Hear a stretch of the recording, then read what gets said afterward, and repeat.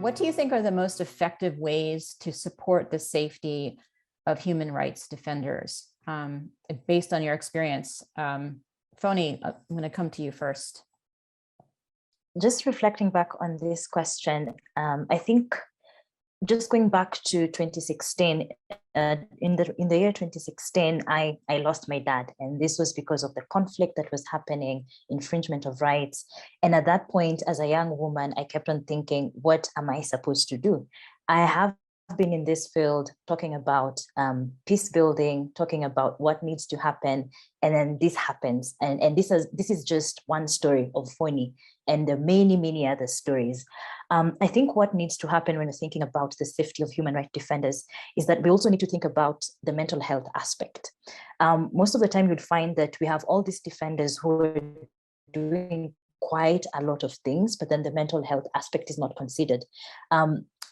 There needs to be resources that would be channeled towards that to ensure that the human rights defenders can easily participate, can easily take time out, because I think it's really also important to acknowledge that as human rights defenders, as women who are working in this space, it can be very challenging. I have experienced that as well in terms of I was participating in the South Sudanese peace talks, and because of the cultural barriers, one of the people in the room said, you're a woman and we don't engage women in this particular process because you're too soft. And if you're too soft, you will quickly accept the deal and then everything will go.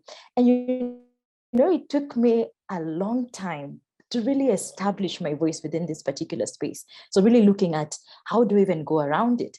I think in terms of safety, there are many layers to it. There's the individual, the personal level where mental health aspect need to be considered. And then there's also the aspect of working around acknowledging that some within the groups that we work in, there are privileges.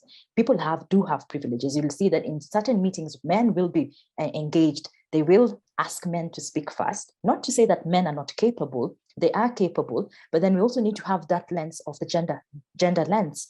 When we're engaging in our organization, in whatever conversation, are we also thinking about how we're engaging with women within these particular groups? I think that's something that also needs to really be looked into quite keenly. We also need, when we're thinking about safety, safety is not only about being in a space where you feel I'm good, I can sleep, I can do this. I think safety is also in terms of access to information. We need to ensure that women have access to information that is in a very simple way, not very complicated. In the work that I have done, I have engaged with young women who sometimes want to participate, want to protect themselves in the different aspect, but then they don't have information. If this information is available to them, it has a lot of jargon. It's not available in their languages. So information is safety. I think that's also something that needs to be taken into account.